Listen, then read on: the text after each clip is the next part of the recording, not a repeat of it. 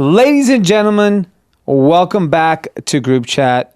It is Wednesday, fresh off celebrating my birthday. We did a little lunch today. Yeah. We have a special guest because Drama is actually coming back late tonight, and we'll all be back in the studio for the Friday episode. But our guest today is one of my best friends, Ali Fakhari.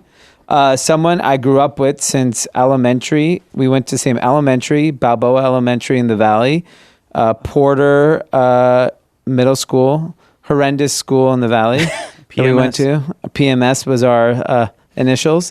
Coronado Hills High School in the Valley, and then we went to USC together. After USC, to give you guys a little background, obviously I went to go on to start 5-4. Ollie went on to work at Bain and became a corporate fat cat consultant. Corporate raider. Corporate raider. And then Mitt Romney, he's a Mitt Romney type.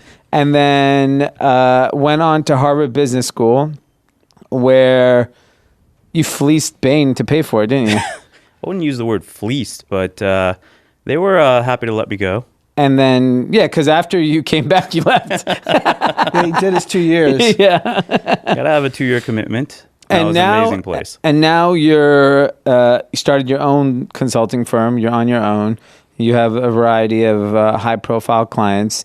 And you're an avid listener of the pod. We were just at lunch, and you listened to it at 1.5 times speed. Yeah, because you guys talk real slow in real life, so this is perfect for me. It's just too fast. It's unbearable. We had to turn it off. And I know a lot of people do it because I get people listening and they send me clips, but like, you don't get the whole vibe at 1.5. No, you don't get the banter. I like you don't know insight. when to laugh. I'm not there for the jokes. I want the insight. No, you like the jokes. Your whole life's a joke. This isn't a Seinfeld episode, so I want the insights. You guys got some good hard hitting sound bites, so that's what I want. Well, good, fast, hard. Fast, very fast. So I think the most interesting thing that I wanted to talk to you about before we dive in is Harvard. So am I, first of all, the first Persian, let alone the first Harvard Persian on this pod? Most of our guests don't go to college. Very few have graduated high school. Yeah, you heard Eric yesterday. He said he made it through the 10th grade. 10th grade. So a few more years of higher education than. So I think big shoes to fill. Have we had any other Harvard people? I don't think so. No, I don't think so. So you went to Harvard Business School, same place where our esteemed president George W. Bush went. Yep. Who was, by the way, a very average student, if you ask the professors. Obviously. Did you think he was a good student? He's a moron. You think by getting up to that level, you've done something right at some point, but no, he was I don't average think his so. whole life. I think when your dad is a very powerful person, you get to do whatever you want. Oh. So you went to Harvard, and I'll tell you what I remember about your Harvard Business School experience. I visited you once. That weekend was just a partying. But then I remember you, that's fine, people partying in college. But I remember every weekend you were some corner of the globe. Yeah. And I know it wasn't a school trip. You weren't learning shit because you were like, I'm skiing in Austria. We're in water skiing in Lake Como. And I don't know. Cherry Blossom, Tokyo. Yeah. I'm sure he did that. Yeah. They're called Treks, D. So was Harvard, it's not hard.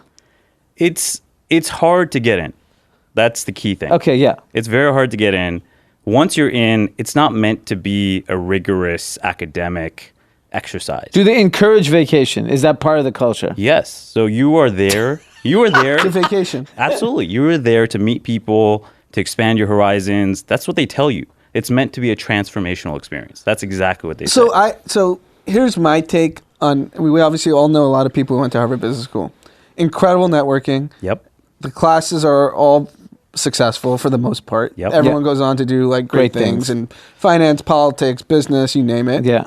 I just admit it, you didn't learn anything in class. I learned more in my first year at Bain than in 2 years of business school. Yeah. Because you're put through the ringer. Yeah, because you're expected to get up at work, you learn a lot. Absolutely. Because you're thrown, and for those that don't know, Bain is a management consulting firm that charges an asinine amount of money to tell you what you already know. It's basically like Bain and McKinsey and BCG, all these consulting firms. Yeah. It's basically like liability protection for CEOs and boards. Yeah, so like, Bain told us to do this. Don't blame me that we lost $50 million. Yeah, we didn't know we were committing fraud. Bain said so. So let me play a little bit of devil's advocate to that. Because you didn't do anything fruitful in your years at Bain, did you? Of course. We turned around some amazing companies. Name but, one. I mean, look at Dell.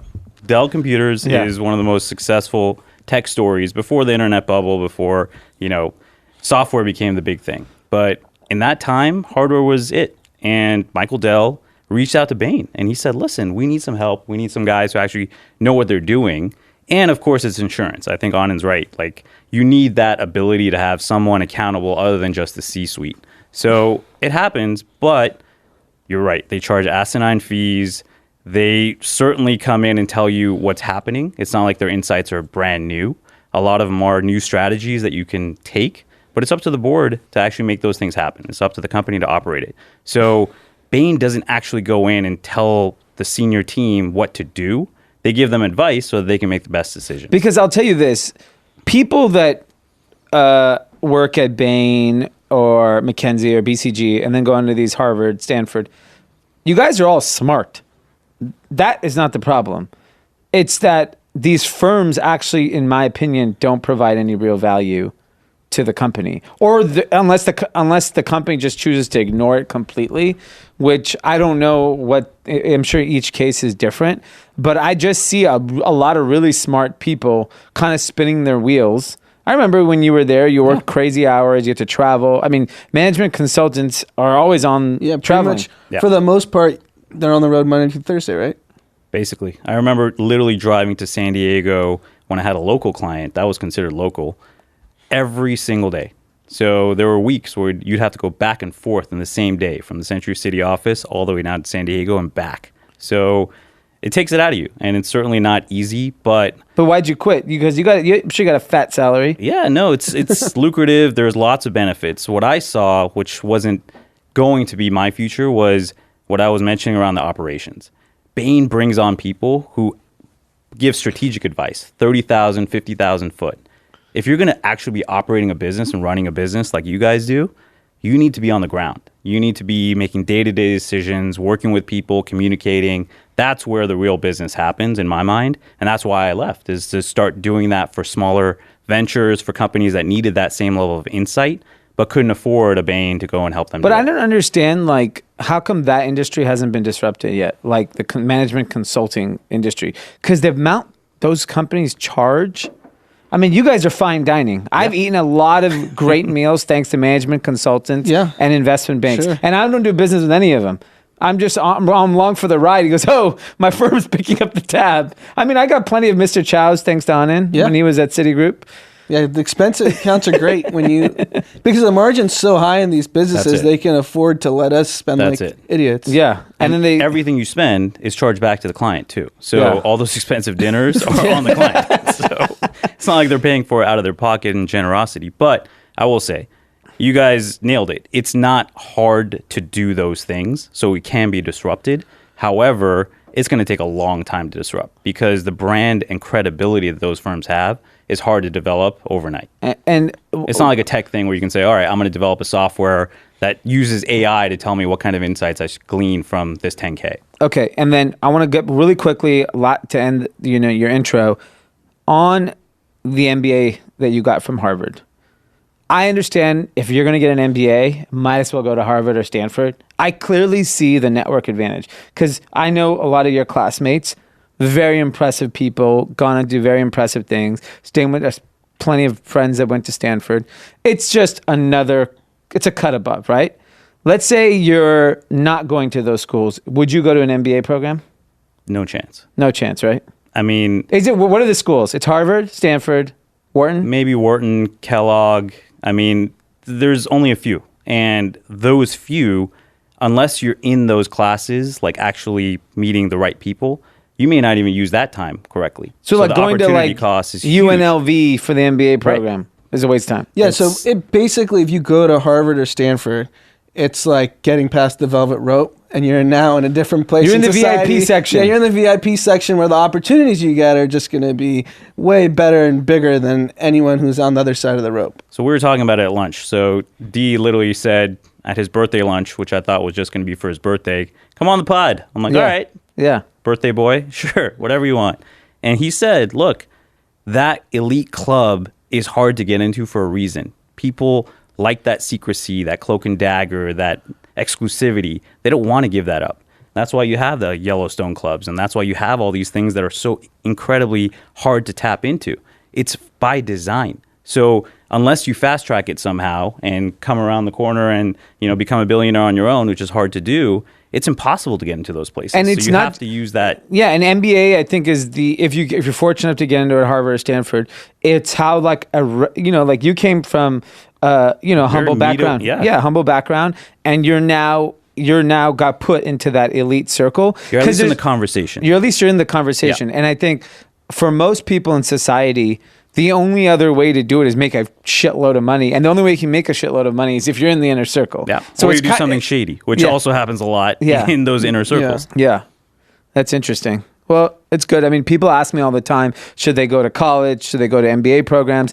I just think the price tag of an MBA, and I know what if you're going there to learn, you should listen to Group Chat. It's free. Absolutely. It's 3 times a week. It's all year round. And it gives you, like I said, I listen to you guys, not only because you're my boys, but it's insight. I like the stuff that you guys cover, from pop culture to, religion, whatever. There are some insights that you can glean from it. Yeah, what are you learning at Harvard? Dog shit. And to be honest, a lot of the information we gather and the insight we're giving are from people who are on the other side of the rope. Of course. They're on the right side of the rope, and you're getting information from here. You need that. And that's the kind of circles you want to be in. So the opportunity cost, I always say this, because I work with a lot of kids back at USC, and I tell them, look, opportunity cost is the most important thing in life. Mm-hmm. You only have a limited amount of time to do anything you want. Use that time and those resources wisely. Because if you're not, you're going to miss something. And then you're going to hate yourself for missing something. Yeah. So you got to take that and make the most of it. So speaking of shady people, one of the challenges of running a business, and we talk about this all the time, we like to play by the rules. We work hard. And we've had, moderate level of success. There's other people that we know are blatantly not playing by the rules. Yep. So today an article comes out that a podcast startup called Himalaya. I think it's Himalaya. Yeah. Like the mountain. I know what it is, but if you ask my parents to say Himalayan, they would say Himalayan. Would they? Himalaya. We should ask. We should call Pat Meany right now. I asked. In religious ways, it was mentioned it was Himalaya. Himalaya. Yeah, exactly. Let's get to the story. I'm trying to. This fucking guy. You're a guest here. You keep your fucking mouth shut. You speak when I speak to you. This is how they treat Harvard guests. No respect. Anyways, the biggest news about this company is that they had raised $100 million in February. A big number for a podcast media company. Yeah. I mean, it's the biggest. I've never heard of. Yeah, I think can't even imagine. In 2019, I think I read the number. The entire podcast market is like $600-700 million in ad revenue. Yeah, not even. I don't even think that was a projecting. Projected. For any media company, you look at Vice, you look at any media company. It's a big, huge number. Their investor, one of the investors is General Atlantic. Another one's called SIG, and the other one is Himalaya FM. I don't know who that is. You got that one right. That sounds made up. Apparently, they only got $10 million of the $100 million in the bank so far. And they've gone out to say that they raised 100. This is a Chinese startup, clearly overstating their fundraise, and it isn't the first time. Yep. And I think No. So it's majority owned by a Chinese company, but it's an American-based American company. So the problem is that I generally believe that a lot of the numbers put out into the universe are inflated. Yep. And right, like if you're projecting, I'm okay with it. You're projecting sales and you say some unrealistic projection. Shit, you said it's a projection. It's up to us to decide if that's going to hit or not. Right. Right. As an investor, this guy just lied about how much money he got, and I don't know what his consequences are going to be. Nothing. Nothing. Because if his startup actually works, he'll actually go get the $100 million. Right. Yeah, and now he got exposed for this whole thing. And I checked to see if he went to Harvard. He went to Emory. Okay. Which is, like the USC of Atlanta. So the South, yeah. Makes sense. So here, the takeaway here is... I think they have one. So South Carolina. And Vanderbilt's kind of the SC of the South. Yeah. The takeaway for me here is this announcement came, I think, a few weeks ago, maybe a month ago, 2 months ago. Originally in February. Okay, so February. Talking, 8 months ago, 7 months ago. Mm-hmm. And General Atlantic kept quiet. The press release was General Atlantic, which is a U.S.-based firm, is quoted as leading the round. Why didn't they come out and say, hey, we actually didn't do this? I mean, I think what you're seeing is this starts at the top. Like when you have people using PR and media to tell whatever they want, that just leaks all the way down to some entrepreneur going and saying, oh, I have a media company. I think my multiple should be X. I'm going to go say I raised Y. Yeah. Like, it doesn't matter for them. And a lot of these headline numbers are misleading because founders are dying to be in the unicorn club. So they'll take worse deals just to say that they're $1 billion firm. We have no idea what ratchets and provisions came with that capital, just so they could say they're $1 billion company so they can help with marketing, help with consumers to convince them that this is the right brand to be buying. And then another thing, the biggest red flag is Softbank is notorious for investing in tranches. So a lot of times when you see Softbank gave what company $600 million, they actually only gave $200. And if they hit some targets, they get the next $200. Yeah. If they hit more targets, they get the. But they're like, go ahead, say whatever the fuck you want. I don't care. It's good for marketing. Meanwhile. Yeah, and I think that's this example. Why I wanted to bring it up is exactly, to me, the difference between like a Harvard Business School person and a regular Joe. A regular Joe is out here grinding it out, saying, this is my business. I meet entrepreneurs all the time. And I meet these like honest, hardworking people. They say, I paid for this. This is how much I sold it. This is how much money I made. And they're being honest and they're showing. And, for the most part, they can never reach real scale because they're telling the truth. Yeah. And the truth is these businesses are very, very hard to scale and grow. And then these people out in the world, and now we're seeing it happen with so many businesses that have way they present their numbers. Like even when we did our fundraise for Menlo Club, now that I've seen all these different software and SaaS and all these churn, even the way Peloton is releasing churn data, we did it all wrong. We just messaged wrong. Yeah. We should have gone out with a very different story. And that's something the elite know how to do. They could spin any dog shit story and tell you why this is special. Like I won't say savvy because it's unethical. Yeah. The really good fundraisers know how to cut up the data in their favor. Yeah. I mean, I think there is no shortage of stretching the truth. Like you're going to have people all the time who push that envelope and say, I think this way. And who's the biggest scammer of your Harvard Business School class? Is there any public scammers yet? We haven't had anyone. So there's always that sunshine test. Like you never want to end up on the front page of the Wall Street Journal doing something really bad. Mm-hmm. And thank God we haven't had any of our cohort in that mess. But still young. You guys are young. You're not even 900 yet. of us. So there's got to be some weird like Malaysian Republican kid that's just swindling the country. Well, we might see him at one of Brian's clubs soon. It's I wouldn't put it past someone to do something shady. I've had certainly classmates who went to Russia and are working for like oligarchs, and God knows what they're seeing every day. But yeah, I mean, this kind of stuff, this is daily life. We talk about it like these are one-off actions, but this stuff happens all the time. Exactly. And either you get caught and you've done something bad, or you get away with it and you make up for it. And that's what, in some of these minds, that's what they're trying to do. They're pushing as far as they can to get as much of an outcome as they can. Well, we'll see. We'll see how that all turns out. Himalaya. Himalayan. I said Himalaya, by the way. That's even worse. But so onto some interesting news. I've had this feeling that I believe Walmart will do the right thing when it comes to guns.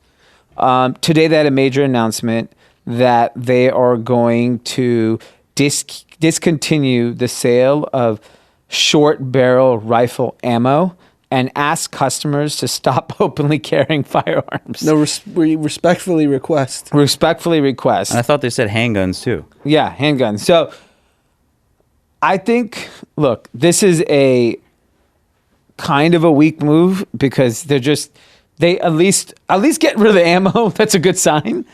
And they've said stop carrying guns in our store, and even where it's legal too.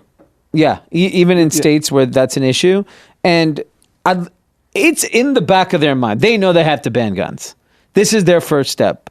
I mean, I don't know. What do you guys think of the rule? I think it's a good first step. I mean, I don't know why you're down on them. I think if they had to do something, this is a good place to start. But I think they need to go further. I mean, if I was them and I'm going to have this scrutiny on me for some time, we'll see how their stock performs. But this is not a small piece of their business. So it's definitely a good first step. Like you said, it takes their share of the ammunition market down from 20%, which they currently own, down to 6 to 9%. The whole ammunition market is Walmart's 20%? Yeah. Oh Think about that. So, I mean, it is meaningful. It's a meaningful cut. And they also can't overcorrect because they own 20% of the ammunition market. Like, their customer likes guns. The CEO is a gun-carrying person, self-admittedly. So it's a good first step. You just want to hope other retailers and other businesses that are affiliated somehow with the gun market where it's not their primary share of business make these types of attempts to help curb, which is I think a universally acknowledged problem in the country by both sides. Yeah. You're exactly right. What could happen here is someone else capitalizes on this and says, all right, they just lost 14%. We're going to take that 14%. And then all of a sudden you have... Well, that's what I was thinking. Like, who would just step up to the table and say, you know what? Yeah. Walmart doesn't want it, but we'll take it. And that's because the problem is the big... like Cabela, right? What's Cabela? The fishing. The outdoor fishing. Oh, yeah. It may be. I mean, it'll be interesting to see if someone steps up and says, hey, we still have ammo. We still have guns. Come on over here. Yeah, and that's, unfortunately, our system, that's supply and demand. Like, someone's gonna supply it and people are always going to be out there looking for it. So someone's smelling an opportunity here. Yeah, someone's going to make money off this for sure. You can buy ammo online or no? I think you can buy everything online. Without, how do they do background check? They don't. Yeah, for just ammo. Like, if you don't have the gun, I mean, so there's no background check for ammo. Anyone can buy ammo. I'm no gun expert, but I would say if you can buy, stuff to make a bomb online, you can probably buy why can't stuff you buy that goes ammo? into a gun. That's fair. You know where I'm glad they have very strict gun laws? Australia. Because there's a serious neighborhood beef happening. Actually, love this. I do love this. A vegan in Australia is suing her neighbor for deliberately cooking fish every single night at home and stinking up her side of the backyard. And she says that it's ruining her way of life. I'm with her. I'm okay with this. I knew you'd love this story. I think it's ridiculous. These people are stinking up the neighborhood with their fish. Fish smells. Fish does smell. It's if horrible to make in the house. That's one thing. But if they're just casually cooking fish, no. But they're at war. There were neighbor wars. Right. So this is just like, we're gonna stoke you, and just make your life a living hell. Vegans are also a little cuckoo. Yeah. Like, they're usually missing, screws loose. Yeah, I mean, I go to a lot of vegan restaurants. Yeah. It's a small population, but like, I go to a lot of vegan restaurants. Original vegans, the ones I've been doing for 20 years, they're weirdos. It's the new vegans are fine. They just woke up and realized this whole life is unhealthy. Right. Let's start eating clean. But like, those vegans that were vegan in like the 80s, you know how hard it was to be a vegan in the 80s? It was hard probably 15 years ago, even in Los Angeles. Yeah. Like, So those people were losing their mind. They couldn't leave their house. They couldn't. So she might be one of those people. So what would you do if your neighbor all of a sudden, if you were in this kind of situation? Yeah. What would you do? Would you have this kind of I would outburst? go buy something equally smelly and start cooking it every night. What stinks? What would be the Skunk. vegan thing? What's vegan that stinks? What's a real smelly vegetable? I have no idea. Durian? I don't even know what It's probably durian something they is. learned at Harvard. That's definitely an other side of the rope conversation. What are you having for dinner, Joe? I'm having Is that the durian. name of the hurricane that's hitting Bahamas? Durian is a ridiculously foul smelling fruit. I mean, it literally, if you had it in this office, the whole office would. So maybe, go. I would get durian And throw it just over the flame fence. it up every night. Flame durian. It's one way to attack it. But it's interesting because I see that being a problem already in LA with marijuana, where there's so many people smoking weed, and having a child, I don't want that around. But like, I can't go anywhere in LA, and my entire neighborhood smells like weed. Everyone's smoking Everyone's all high. the time. Well, it's legal. Yeah. Yeah. It's like smoking cigarettes. There should be designated areas, right? Yeah. But the thing is, people are just smoking in their home. That's true. You can't stop that. I can't stop them from smoking in their home. It just emits into the air. Yeah, I think you're going to have issues anywhere, and people solve them in different ways. But I Where think can I get durian? go to Indonesia. I want to smell this. Go to Indonesia. They have it at every store, and it smells so bad. I'm not going to Indonesia to smell durian. I just need Didn't to your get. boy just go there to Bali? Yeah. Chad? Oh yeah, he's actually back Chad. there. So Chad's fine. back in So- Bali. so- If he still listens, send us a pic of durian. Yeah, or just send Prove us some it exists. durian. Speaking of vegan, so they usually are typically healthier people. There's a new case of a teenage boy who went blind, and his diet mainly consisted This was hilarious. of French. He's blind. It's funny. French fries, Pringles, white bread. And the first time he even went to a doctor was at the age of 14 when he's finally complained of tiredness. And then they found that he was low in vitamin B12. He was anemic, offered him B12 injections and other dietary advice. Eventually, a year later, he started losing his hearing and then eventually his vision. And now he is legally blind at the age of 17 and is B12 deficient, has low copper, selenium levels, high zinc, reduced vitamin D. And they're saying, the studies are saying it's because of his diet. It's obvious, yeah. I mean, I And hate it to make sucks fun of the 'cause guy, but I mean, This kid, I mean, they don't really give too much background on. Because he's a We're- minor, yeah. He's a minor, right? And I'm assuming it's just like in his surroundings, in his environment, no one told him that that's wrong. yeah. Yeah, I mean, you his probably look parents- at His his- Yeah. parents, his peers, and that's why like education of nutrition is so important. And this poor kid is Yeah. blind, And and we take it for granted. Like everyone in the bubble knows you have to eat healthy. Unfortunately, people don't have access Exactly. to. You probably look at his cupboard, and those are probably the three best options he had.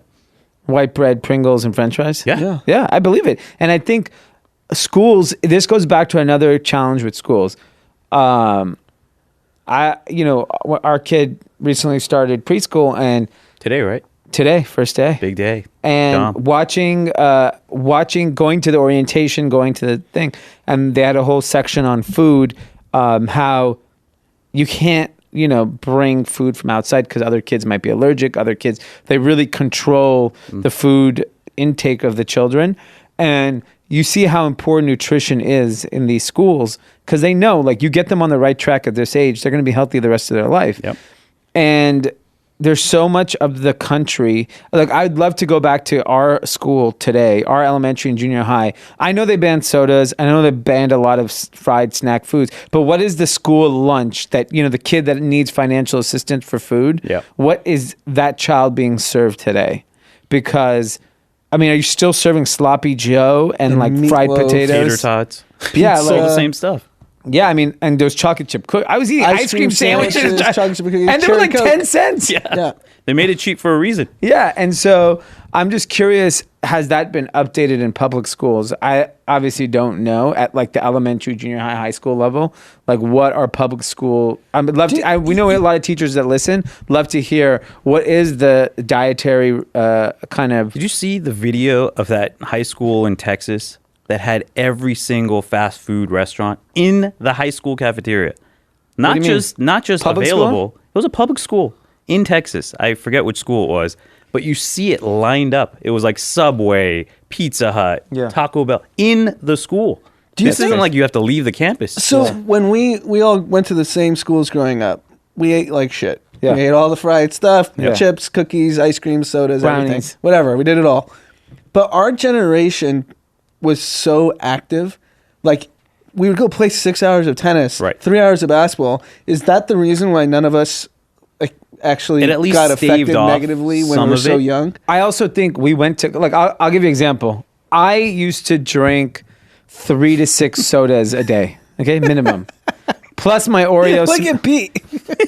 Even Pete's disgusted. The Wisconsin kid. I would have a soda at the nutrition time. That's like 10 a.m. Soda at lunch. Soda after tennis practice. Soda for dinner. I would just drink. We had a whole fridge dedicated to soda. We did. Right? And then I remember my first day of USC. One of our, we had like a big suite. One of our roommates was like, you know, soda's bad for you. I'm like, really? And I'm like, it doesn't have a lot of calories. He goes, no, sugar. There's a lot of sugar. I was like, is that bad? I didn't know. I actually didn't know that it was bad for you. And I never drank soda again. That one conversation, I didn't even need like a professor to educate me. Just the other classmate was just Peer like, pressure. it's really bad. You also went to SC. I went to SC, and the first day of college, it scared me straight. I never drank soda like that ever again. I mean, I may have, you around me, I probably haven't had a soda all year. Yeah. If not, you know, like I may not have a soda. In college, I would play 3.5 hours of basketball and then go get a Mountain Dew Code Red. Yeah. Well, And you I'd didn't have justify it with the 3.5 hours of basketball. But I think that's generally the problem is that like you're not surrounded by people that are educated on the nutrition. But here's the other side. You had people, let alone peers, you had your parents who, if you were sitting at home only playing video games and eating that stuff, they would recognize some changes in you. And they would tell you, oh, maybe you should make some changes in your life. Maybe this kid didn't have that. Yeah. And, you know, if I had a kid who was even having issues seeing something, I would say something. I'd be like, oh, you should go see a doctor before, God forbid, he goes blind. I mean, it's just sad. Yeah, there's a lot of things in this particular case, but the fact that they linked it back to the diet, it's not good for Pringles, let me tell you. No. I don't think French fries are going to suffer. No. People can't live without French fries. Yeah, that's one thing I'm not giving up. I love French fries. That's okay. Pringles may get screwed. Yeah. We'll see. We'll see if any legal action is taken. Where there is a legal action is the very unlucky company of the moment, which is Forever 21. Ariana Grande slapped Forever 21 with a $10 million lawsuit because they used her likeness in a launch of some products. And apparently they had made an offer to Ariana Grande that was not sufficient. And she then went on to say, I'm not interested. They went on to use it again. I mean, this is just reckless. Forever 21 has been very reckless in the way they've operated their company over the last 25 years. I can't tell you how many times they knocked off Young and Reckless. Yep. And we'd have to send letters. And then until we threatened lawsuit, did they actually pull the product off? They have blatantly ripped off so many people over the years.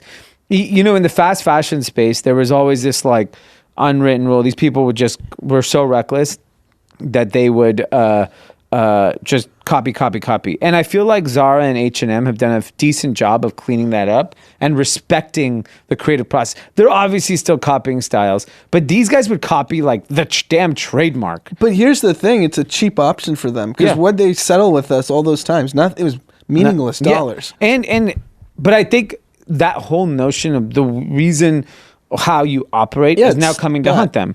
And I remember if you don't know, if you do business with a Wal-mart or a Forever 21, these big retailers, what happens is, so we were in a lawsuit with Wal-mart, we've been in lawsuits with Forever 21, we've been all these people. They they put all the liability on the supplier and nothing on them. So if you're a supplier for Walmart and you use a trademark infringed logo on your garment, you sell it, Walmart sells it, makes money, Walmart gets sued, they go, that's not us, that's this guy. And they'll pay it because they get so much business from Walmart and Forever 21. Yes, and so suppliers continue to infringe, take the punishment, and then these big companies like a Forever 21 usually never come out of pocket a dime. And I don't know. I mean, it's a great hustle. It is a great hustle but I think I'll tell you in the past, I don't think it had made an impact on consumers' decision. I think now it does. Absolutely. I think kids will be like, you know what? I'm not down with that. I think younger people care. And do you know what the unfortunate part for Ariana Grande is? This lawsuit's way too late. Yeah. I mean, they're filing for bankruptcy. Yeah. She's going to be back in line. Like, what advice did she get? It's been rumored Forever 21 is going to be bankrupt the whole year. Yeah. The entire calendar year of 19. That lawsuit should have been filed immediately, taken whatever settlement you could have gotten. Yeah. Get your $100 grand. Now, she's not going to see anything. No, and it's just a big headline at this point, but I mean, whatever. She's really rich. Yeah. She's going to be fine coming out of this. I think you're right about the consumers. They're savvy. They get it. They're like, look, you screwed someone over. There's going to be a repercussion. But especially someone like Ariana Grande, who is very influential over her fans. Yep. She has an army. So if she goes out, let's say this thing goes sour and she goes, you know what, boycott Forever 21. I actually think her customers would listen. And they may not shop the next time they think about doing it. I think it does have an impact on your business and you have to act more responsibly. And that's their target. I mean, it would be one thing if it was, another star who's older. This is someone who's their target demographic. And this is a family business who has young people in it. Mm-hmm. They should know better. So it's just egregious for them to try to get it over. But, they're not going to be punished. They won't go to jail. But you know who will go to jail? Senator Ron Wyden from Oregon, a Democratic senator, recently said in an interview that Facebook CEO Mark Zuckerberg should be accountable for privacy lapses and that there should be a possibility of a prison term. I'm with it. You think that's going to happen? No chance, but I like... No one goes to jail. That's but important. I like the idea. Here's the thing. Just the scary. You have to scare. You're not going to scare Mark Zuckerberg because he's too rich and he's too smart, he's too powerful. But you may scare the next Mark Zuckerberg, where you put into play, you break you destroy countries, right? Like, think about the Brexit issue.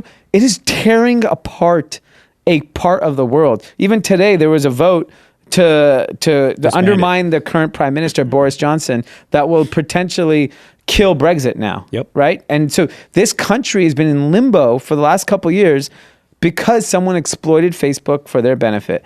And so there should be some, this is very similar to the Forever 21 situation where there's no liability on Forever 21. They're going to go scot-free over this. Facebook is claiming no liability in this because you guys took advantage of it, not us. Yeah. And now, I think you got to scare these people with prison. What else is going to scare them? Nothing. Fines aren't going to scare them. Yeah. And No. I think the real part is when we saw the Hong Kong protests and everything that was going on in China, how quick was Facebook and Twitter and everyone to act? Yeah. They dismantled those fake accounts and try to stop the misinformation. It's because they're not in business in China. Yeah. There's no incentive. Because right now, I read reports all weekend, the American government is embracing election interference in 2020 through via social media. Like, we know it's going to happen. Yeah. How are these companies not saying no, let's take a stand against... What they should say, if there's election interference on your platform, your CEO goes to jail. Election tampering is a criminal offense. Yes. And you are complicit in it. Look, I hope that there is something more than a slap on the wrist because there is a lot happening that we don't even see. I was just in Kauai with my wife, family. We took a helicopter ride. In Kauai, Zuckerberg is buying I saw that. 700 acres of the most pristine oceanfront lush land you've ever seen. What are you doing with all those acres? So you know what he did? This is something that Hawaiians not only hate, but specifically Kauaians. He has blocked off that entire land, so no one can even be around the property. Yeah. So it's not only just access to it, because most Kauaians, even if you have beachfront property, you allow people to walk public on access. it. He's allowed nothing. This man is out of control.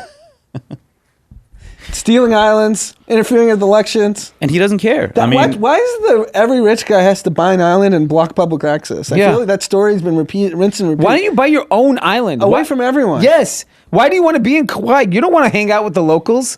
Just go to an island, buy the whole piece of land, and be miserable, be creepy, but be by yourself. You know how much you paid for it, by the way? How much? $300 million. Wow. It's a steal. Larry Ellison bought Lanai for nothing, right? Yeah. Lanai was like 150. Yeah. That's a hot part of town. Exactly. See, he got in before. A lot of people behind the rope go to New Year's in Lanai. Yeah. Sure. So I think what you're seeing is people are going to keep getting away with stuff. I agree with you. There has to be some repercussion, especially when you're doing something that's not only illegal, but causes huge swells after. Yeah. So this is going to be lasting for a long time. And I hope that other people see it and there's something that happens, but it's not going to happen to Zuck. Oh, well. Yeah, he's We gonna tried. be fine. We tried. We give up.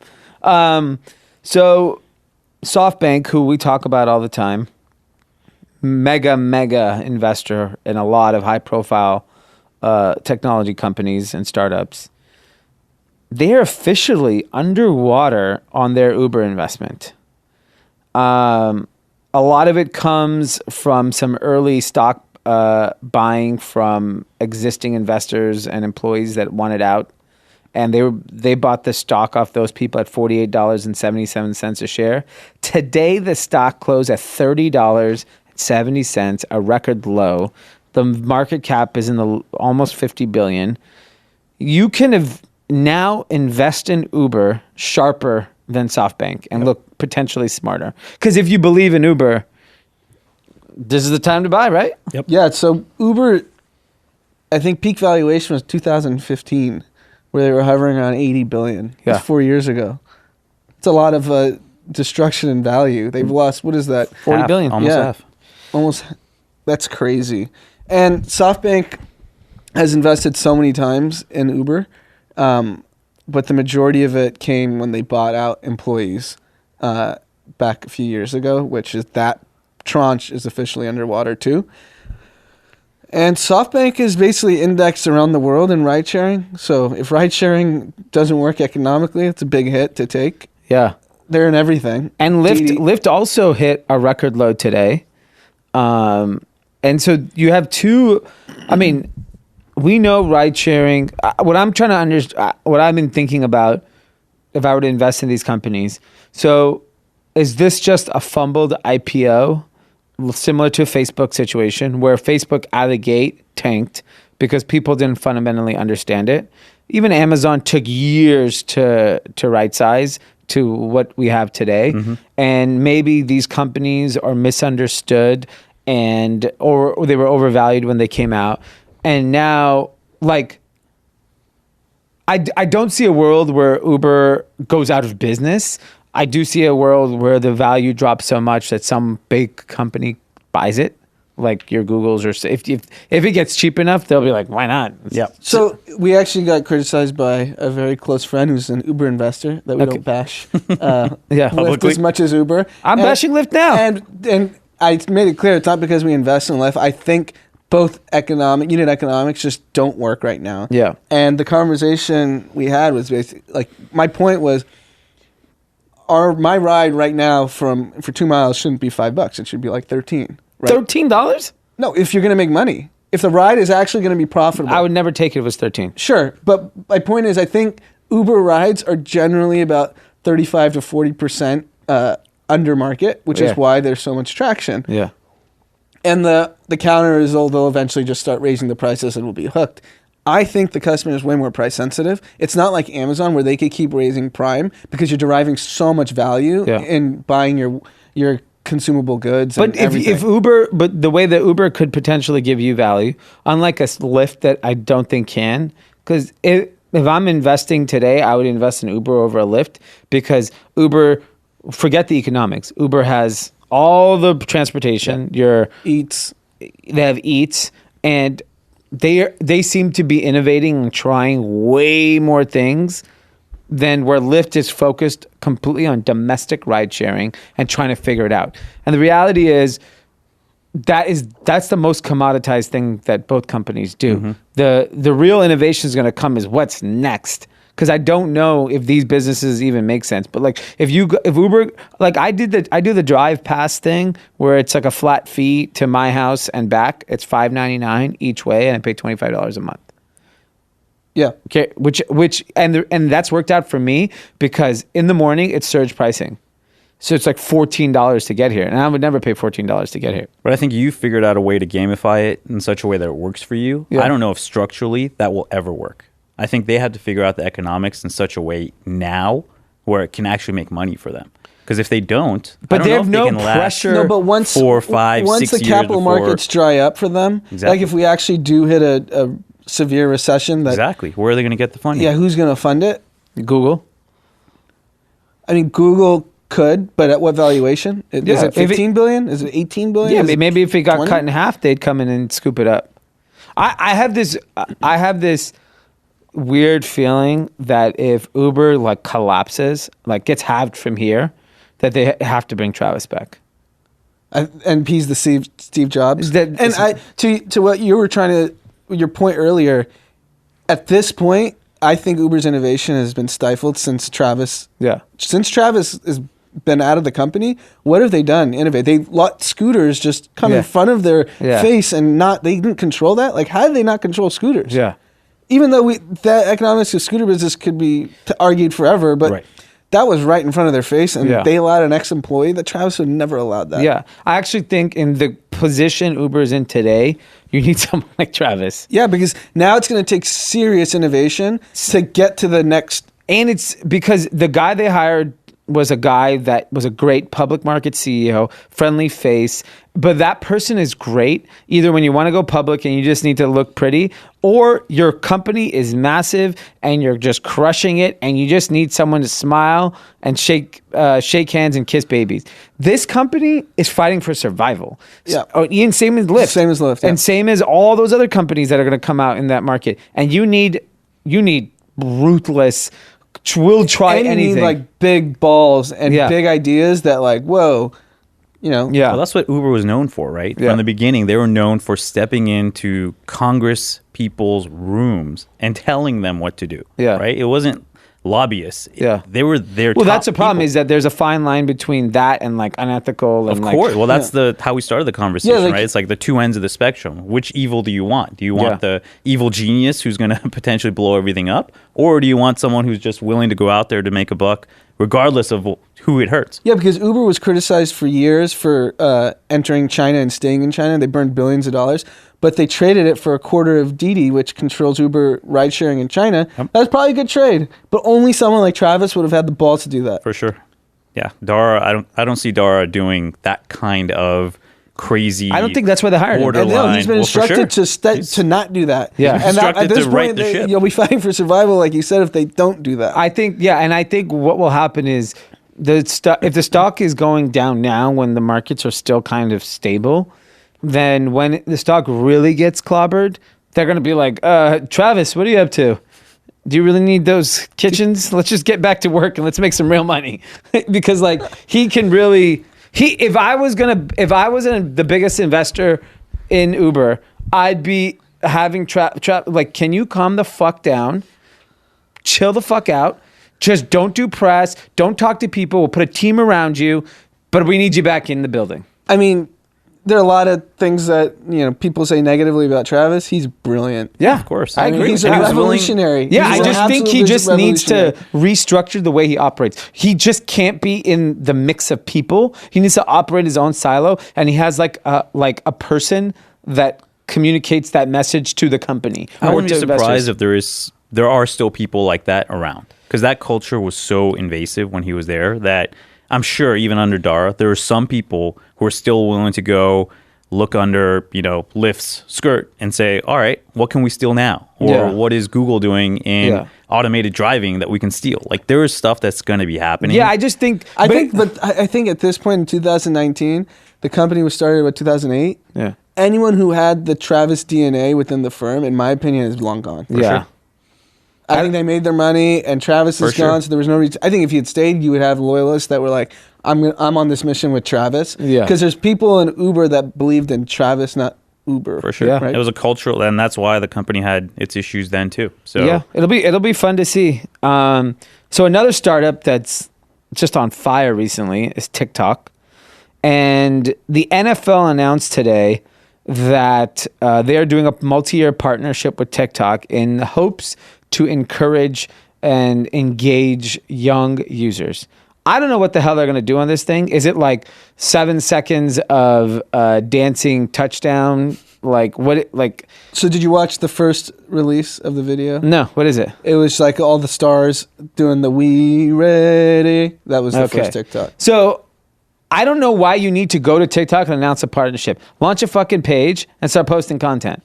Like, did they go and pay TikTok money to feature? Which is, I think they did. probably. Their TikTok pay them, you think? I think.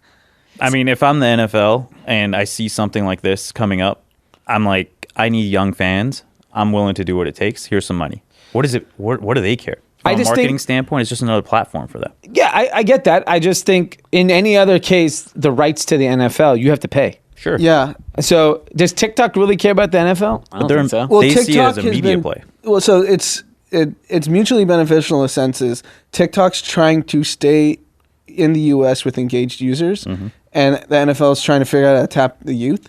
So in theory, it makes sense, but the problem is the youth don't give a shit about the NFL. Yeah. So they're going to be posting, unless it's just Odell Beckham and Juju Smith, who dance and play video games, and like those guys relate to the youth. Like if it was players being fun and social pre-game, during game, post-game, like there's clear personalities. We want to see Baker, we want to see Odell, we want to see Juju, we want to see like maybe Le'Veon this season, like players like that. Like Antonio Brown's crazy enough. I would watch Antonio on TikTok. I'm sure Ben they're entertaining. Roethlisberger. But Why I not? think, but the NFL has done decades of trying to neutering the player empowerment. Yeah. They don't like it when the players get too big. Yeah. And that's exactly what's causing their lack of interest from the youth. Yeah, and I think it'll be interesting to see. So the NFL season starts this Thursday. Green Bay Packers, Chicago Bears. We're obviously old, so we're excited about the NFL season. My guess is ratings will be high this season again, similar to last year. There's just so many stars in the league, and there's like fun teams like Cleveland, and Patriots are still ranked number 1 in the power rankings. The Rams. And I mean, LA having a relevant team matters. LA with the big team. The Raiders were the Hard Knocks. I think Hard Knocks always gets like a fan kind of engagement. Do you think there'll be any drop off in the season this year? Year over year? Yeah. No. No Because chance. college football ratings are through the roof. Yeah. So that's a good leading indicator. And I mean, it's just as gambling gets more legalized, which it kind of is, Yeah. I think we're going to see strong ratings. And that's like going to hold over the league because degenerates like me and Ollie still like to gamble. It's crazy. We're all talking about fantasy football like 2 seconds ago. I mean, it's just like as soon as everything. this pod is over, I'm deep diving for my draft. That's at 6 p.m. So essentially, what I've gathered is that without gambling and fantasy, NFL would have been dead. Yes. Yeah, I mean, which is crazy viewership because I'm of not NBA. really into fantasy. Like I'm part of one league and it's with close friends, so I do it, and I don't gamble anymore. But I still love watching football. Yep. But I don't know if anyone else, like the majority of people, enjoy watching sports without gambling on it. If you go to any league, I guarantee. Right What do you now, mean league? Any fantasy league. Sorry. Right. So let's say there's 10 to 12 teams in any fantasy league. Weeks 1 through 12, all 10 to 12 people are watching at Every least game. some aspect of Sunday football, Monday night, catching all the highlights. The moment their team is knocked out of, they don't have a chance in the playoffs, the drop off on interest is crazy. I see it in my own leagues. The people that like you would think would watch anyways actually aren't watching the moment their team's out. So like this weekend, gambling. How many bets do you think you guys will make? 10. I mean, easily. first weekend. This is I'm a little bit of a pickle, but Yeah. You might get to 20, 25. First half, second half, chasing over, under. And look, this is the reality of sports. People watch what they care about, and when they don't care anymore, I think Anand's exactly right, they stop watching. So I would never watch baseball on TV, but if I'm invited to the Dugout Club, I'll be watching it, and it's fun. Yeah. And I might even bet on it. I mean, that's what they're there to do. Yeah. So I think with gambling going up, with viewership kind of changing, it's only going to help the NFL. Gambling is the one saving grace for all these franchise values, because 100%. of gambling getting more legal in the U.S. is going to save these franchise values. Because you can make a strong argument against all these teams being overvalued, because we know the youth don't care, but gambling will save it. I mean, Yeah, because you guys will realistically gamble for the next till you're dead. Yes. or it kills us. Yeah, it kills you. One way, you won't be here, and then that's when your gambling will stop. No, but it doesn't even have to be monetary gains. People play gaming just the same way that they game with, esports on sports. Yeah. They'll go and do FanDuel and all these other things just for fun. And it's an analytics thing for them. They're like, oh, I want to show my friends that I'm smarter than them on what it is that I can pick. But at the end of the day, they don't even care about the money that much. Well, I think for sports, gambling is the saving grace. Absolutely. We all see that it's gamified. It makes you feel, something. Like, think about It's a dopamine retention. hit. They got me and Ollie for another 50 years minimum. Yeah. Easily. That's Easy. great retention. Yeah. that if Peloton came out with that kind of LTV, I'd be like, okay, this is a good business. Like, what's your cohort on NFL gambling? Death. Yeah. Through death. I mean, everyone is going to watch Through Death. It's insane. Good for them. They found a great loophole. I'm sure all the franchises spend millions of dollars on lobbying to get this passed, and it'll continue to be a powerful thing. New Jersey already has it. Yeah. So the next thing, we talked about this a few weeks ago. How quickly will Netflix innovate? One of the things that we talked about was in the movie business, they needed to get theaters to kind of get recognition by the Academy and getting high profile directors and actors. And the other was, when will the weekly episodes start coming to Netflix? This was a conversation a few weeks ago. This is why I love these new generation big companies. Mm-hmm. They see someone else doing something that's working. They waste no fucking time. And now there are 3 shows already on Netflix that are dropping weekly episodes. Mm-hmm. It is phenomenal. One of the shows is called The Great British Baking Show. That's going to be a no for me, dog. No baking in your future. I don't see why I would watch that. But the other episode is called Rhythm and Flow. And that is a show with T.I., Cardi B, and Chance the Rapper as judges. You're not watching that. Why? I would watch that. You'd watch a rap show, just like It's like amateur rappers? Yeah. I watched Is that Empire? Freestyle Friday on BET for my entire childhood. You're 18. You're 40. I would still watch it. I mean, how old's T.I.? T.I.'s older than me, probably, right? Yeah, you should be. I'm 40. I'm a man.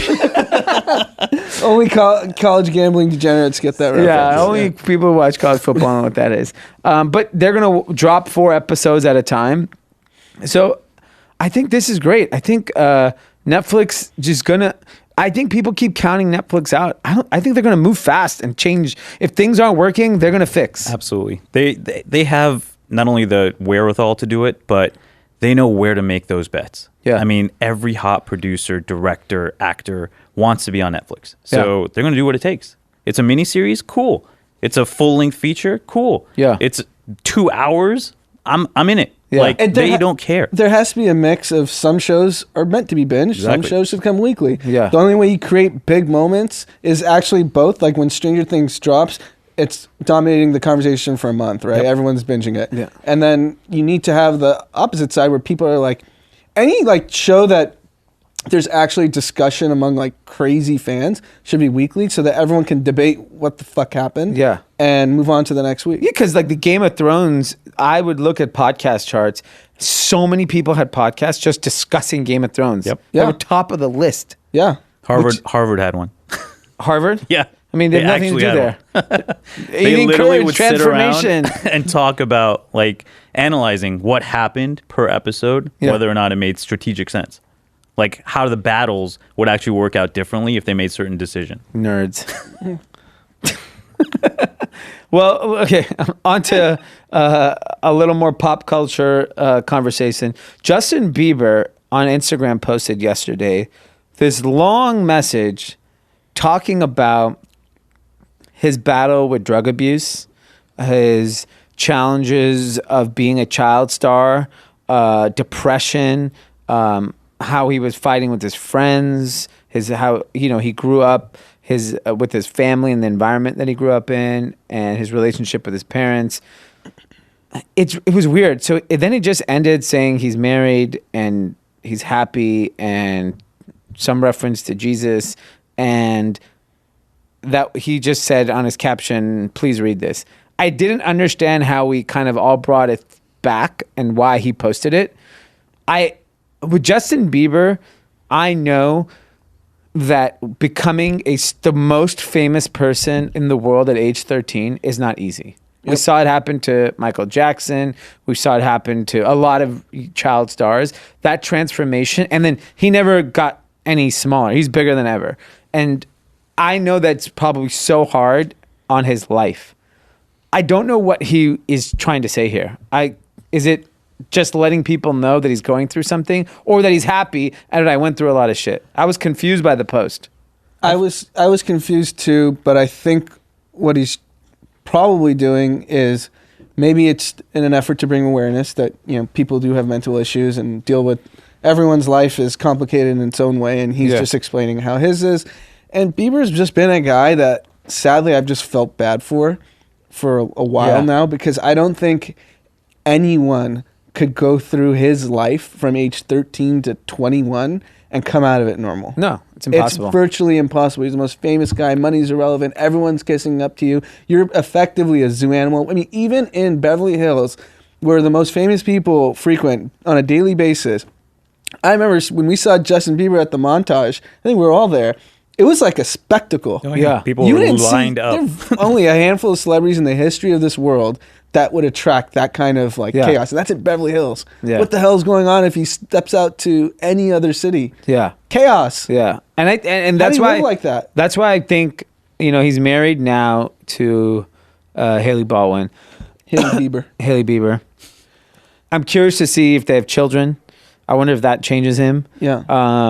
I'm curious to see if he ever does music again. Part of me wishes for his sake he just goes away.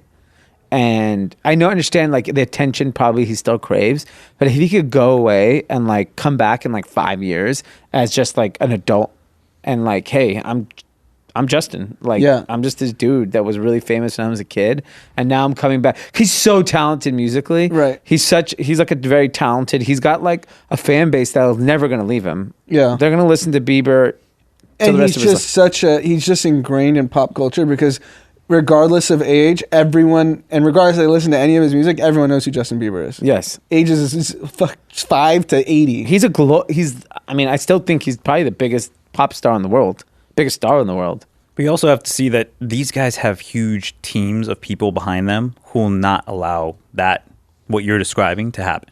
For them to just disappear, right? It's just not only not in their interest, but they crave that too. Yeah. Those teams need Justin to be at the top of his game and saying stuff that's potentially, outlandish for whatever reason. They just need him in the limelight. So it's incumbent on, I think you're right, Justin to make that decision for himself without having those influences in his life, because that's the hard part. It's a double-edged sword, right? This poor guy has all these pressures and potential, emotional problems, but the other side, he craves it. He craves the attention. He craves the money, all that stuff. So there's always going to be that pull in both directions. And, to add to what you're saying, someone like Justin Bieber, who didn't have a normal childhood, I can't imagine his friends pre-13 are his friends today. For sure. So he has no real friendships that were formed the way we all have real friendships when you're just becoming an adult and you're going through all these transformations from personally to professionally and all this stuff. So the people that he's leaning on are all financially incentivized to make money off him. Yeah. So the advice he's getting from his inner circle is no matter how pure and amazing these people might be, they're financially incentivized for this kid to keep working. Yeah. It's rare, and that's why you're seeing this kind of movement toward the LeBrons and Mavericks, coming together. Your friends who are going to look out for you. Exactly. At all costs. And not only do it because they're your friends, but because they're good at it, Yeah. right? So it's like you develop skill sets to be able to do that. And Yeah. I think that's the trust factor that you need, especially with people at that caliber, to be able to help them differentially without having them feel like you're just doing it for your because own the self. advice has to be, is going to naturally, and that's Yeah. no fault of theirs, Yeah. is going to err on the side of how does it benefit them. Yeah, because I always think like who are child stars that have turned out okay. You see it in sports. Timberlake. Yeah, he seems normal, and he was younger than Bieber. He was And Mickey Mouse Club. They Yeah. got screwed over big time. I mean, they had some of the worst stuff happen to them. Yeah. I mean, with their manager. And now he's basically married with stealing kids. Do you money. think it's because it was pre-social media, most of his fame, that he was able to come out normal? I don't think it was that far pre. But while he was a dude, 90s, Justin Bieber, I mean, late 90s was in sync. Yeah. There was no 2000s, social there's media. no social media. It was AOL. There was some stuff, But he but went in a weird regardless, chat. I think he was well known enough where he was out there, so he was bigger than social media, if anything. Sure, but yeah, maybe it is a social media thing. But yeah, Justin Timberlake is a good example. Yeah. There's a lot of Ryan Gosling, wasn't he a child star too? He was Mickey Mouse Club. was he? Yeah. Danny's saying yes. Yeah. I think they all lived together. They were all like homies, right? Like one of the parents kind of took in all those kids. Yeah. Zac Efron, when did he start? He's young. I don't know if he was Mickey Mouse. That Mickey Mouse was always a good club. You're the one who said, who doesn't like the guy with the ears? Yeah, everyone loves Mickey Mouse. Dom loves Dom, Mickey Mouse. No, Kieran Culkin, look at him killing it on Succession. Yeah, but he wasn't famous as a kid. No one knew who he was. He was the brother of Macaulay. That's Macaulay didn't come out of it. too good. all right. Well, that's today's episode. We'll see you guys all back on Friday. I'm continuing my birthday celebration now. Happy birthday, bro. Happy Enjoy it. birthday. Thank you.